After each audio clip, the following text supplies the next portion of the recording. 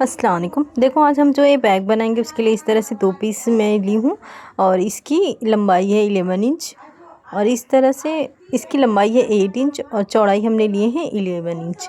इस तरह से ये हमारा दूसरा पीस है। यहाँ पे हमने 2 इंच का इस तरह से निशान लगाना है। यहाँ पे हम ज़िप लगाएंगे।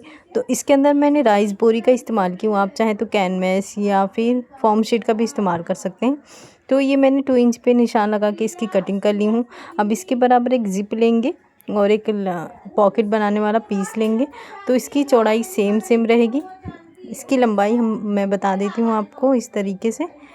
ये देखें, ये इसकी लंबाई हमने लिए हैं 13 इंच। अब हम इस तरह से लेंगे, सीधे पे सीधा रखेंगे ज़िप को और ऊपर लाइनिंग वाला पीस रखेंगे, वहाँ पे स्टिच करेंगे।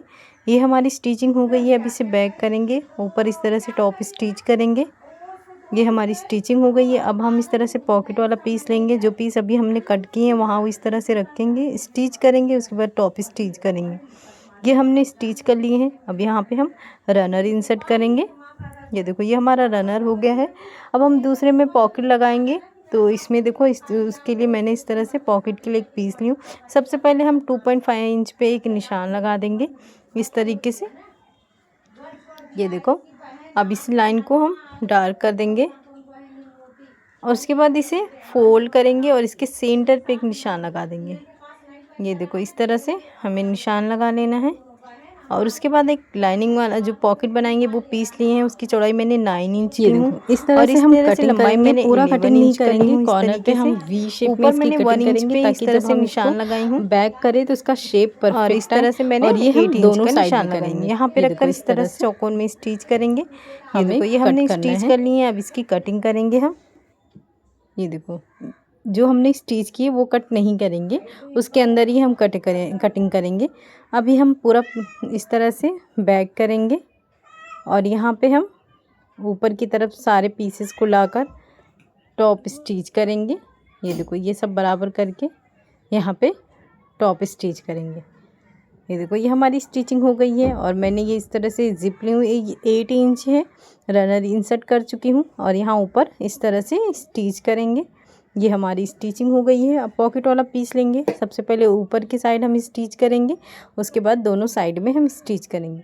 ये देखो, इस तरह से हमारी स्टिचिंग हो गई है और इस तरह से हमारा 2 पॉकेट बन के रेडी हो गया। अब जब हम थर्ड पॉकेट लगाएंगे तो जितना बड़ा हमारा फैब्रिक है उतने बड़े हम इस तरह से इस पीस को रखेंगे, लाइनिंग वाले को, और सीधे पे सीधे रख कर स्टिच करेंगे। उसके बाद टॉप स्टिच करेंगे। अब हम दूसरे वाले पीस को इस तरह से रखेंगे, नीचे लाइनिंग वाला पीस रखेंगे और यहाँ पे भी हम स्टिच कर लेंगे। ये हमारी स्टिचिंग हो गई है। उसके बाद इस तरीके से एक टॉप स्टिच करेंगे। ये हमारी स्टिचिंग भी हो गई है। अब रनर इंसर्ट करेंगे। ये हमारा रनर हो गया है। अब दोनों पे सीधा इस तरह से रखेंगे और ये देखो, मैं लाइन ड्रॉ करी। यहाँ से हमें यहाँ तक स्टिच करना है, दूसरे साइड भी हमें पूरा स्टिच करना है। जो हमारा लाइनिंग वाला पीस है उसको देखो, इस हिस्से तक हम स्टिच करेंगे, इतना स्टिच नहीं करेंगे। उसके बाद हम बेस का निशान लगाएंगे। तो बेस का देखो, यहाँ से हम 1 इंच पे इस तरह से निशान लगाएंगे और ये निशान को हम कट करने के बाद इसी को रख कर हम तीनों साइड इसकी कटिंग करेंगे। देखो, आप चाहें तो आप अलग से 1 बाय 1 का लगाकर इस तरह से कट कर सकते हैं या फिर आप इसी पीस को रखकर इसी तरीके से कटिंग कर सकते हैं। जो आपके लिए आसानी हो आप उस तरह से इसकी कटिंग कर लें।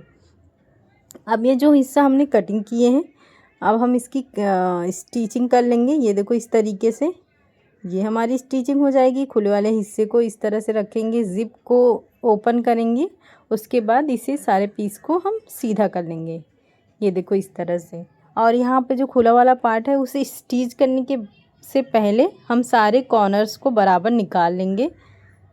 ये देखो, इस तरीके से सारे कॉर्नर्स को निकाल लेंगे।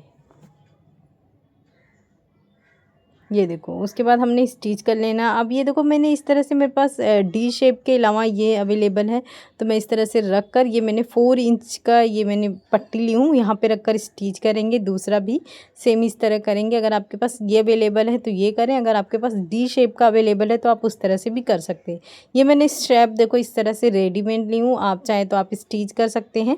ये इसकी लंबाई है 46 इंच।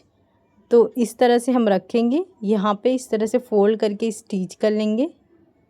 देखो, अब दूसरे साइड इस तरह से रखेंगे और उसमें स्टिच करने से पहले ये हम लेंगे और अंदर करेंगे, उसके बाद इसके अंदर रखेंगे और इस तरह से निकालेंगे।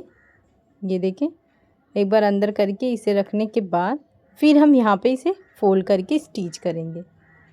ये देखो, ये हमारा बहुत ही प्यारा सा बैग बन के रेडी हो गया है। तो आप इस तरह से ज़रूर बनाएं, ये डेली यूज़ में बहुत काम की चीज़ है। शुक्रिया, अल्लाह हाफिज़।